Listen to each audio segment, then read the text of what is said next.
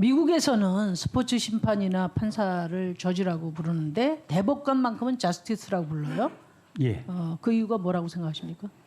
뭐 정의의 수호자이기 때문에 그런 것으로 알고 그렇죠. 있습니다. 예. 대법관은 단순히 기계적 법리 판단이 아니라 사회 정의를 이룰 책임 있는 자리라. 그리고 대법원장은 바로 그 수장이라는 뜻입니다.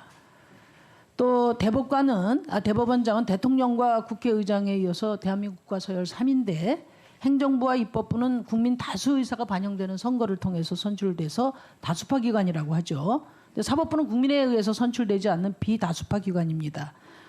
그래서 행정부나 입법부와 달리 사법부가 가지는 본연의 역할이 뭐라고 생각하십니까?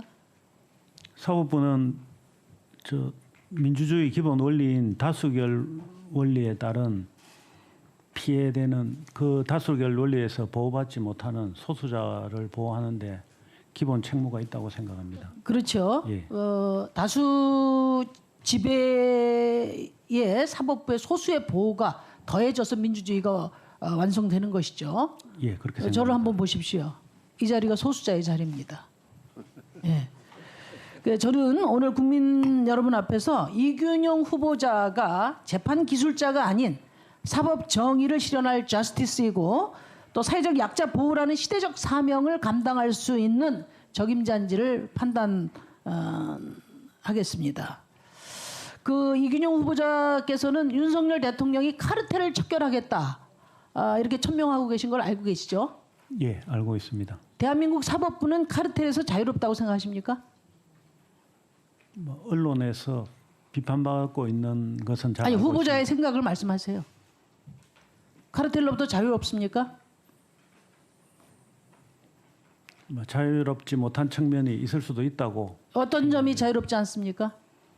국민들의 요구에 법원이 가지고 있는 조직 원리들에 의해서 쉽게 그걸 수용하지 못하는 측면이 있지 않나 생각하고 있습니다. 그래서 답변을 피해 가시는데요. 후보자가 소속돼 있었던 민사판례 연구에 여기는 사법고시와 연수원 성적 1, 2등만 지목해서 폐쇄적으로 이렇게 아름아름 들어가는 곳이라는 얘기를 들었어요. 후보자도 1등을 하셨나 봅니다. 그렇지는 않습니다. 아 그렇습니까? 예. 그 민사판례 연구회가 승진 카르텔, 판사 카스트 제도의 최종점 코스다 이런 비판을 들어보셨어요? 그 부분은 제가 직접 들어보지는 못했습니다. 그러니까 얼마나 세상과 담을 쌓고 사셨습니까? 그러면, 예? 그러니까 지금 민사판례 연구회 변호사 회원 중에 약 절반인 23명이 김앤장 소속이고 모두 판사 출신이에요. 교수 중에는 서울대 교수가 27명으로 특정 인맥이 몰려 있는 게 사실이에요. 이게 경향신문 보도를 제가 인용한 겁니다. 그리고 후보자 아들이 대학교 1학년 때 학부생 때 김앤장 인턴을 해서 이제 많은 의원님들이 지적을 하셨는데 김앤장에는 로스쿨생도 인턴하기가 굉장히 어렵다고 제가 얘기를 들었어요. 근데 학부생 인턴이 있는지는 이번에 처음 알았습니다. 어떻게 들어갔습니까? 제 아들이 군대에 들어가려고 휴학을 해가 와가지고 친구들하고 해가 들어간 것으로 저는 알고 있습니다. 어떻게 들어갔냐고요, 그러니까. 저는 그 부분을 전혀 알지 못합니다. 그 정직하셔야 되거든요. 김앤장이 저한테 제출한 자료를 보면은 뭐라고 돼 있냐? 학부 인턴의 경우에 문의가 많다. 그런데 별도 공고는 하지 않는다. 그리고 심사위원회도 따로 두지 않는다. 그러면 공고도 하지 않고 심사도 안 하는데 도대체 어떻게 관심법으로 알고 들어갔습니까? 그러면 결국은 아빠 찬스를 이용해서 들어간 거죠. 정직하게. 저는 그렇게 그러니까 생각하지 않습니다. 예? 그렇지 않습니까? 아니 제 아들이 미국에서 친구들을 사귀어가지고 그러니까 미국에서 공부하다가 이제 방학 때 여기 와가지고 그런 스펙 공동체까지 이렇게 이제 아빠 찬스를 가지고 이루어지는 거죠. 그러니까 저는 이 법관 카르텔이 어른들의 전관 공동체를 넘어서 자녀들의 스펙 공동체까지 나가고 있는 명백한 정황이라고 저는 보고요. 그러니까 특권 동맹이 지금 세습되고 있는 겁니다. 예? 야 이렇게 아빠 찬스로 인턴하고 논문 쓰고 스펙 쌓고 고위 엘리트 족벌 공동체 이게 대한민국의 평범한 청년들에게 얼마나 큰 박탈감과 좌절감을 주는지 대법원장 후보자는 알고 계십니까? 제 아들은 전혀 저와 관련해가 들어간 것이 아니고 독자적으로 들어간 것으로 저는 알고 있습니다. 그러니까 그거 가지고 따지진 않겠습니다. 그 세상 길 가는 사람 삼척동자한테도 물어보세요. 그러니까 저는 적어도 우리 대법원장 후보자께서 2030 청년들로부터 신뢰받는 대법원장이 되긴 좀 어렵겠다 이런 생각이 듭니다.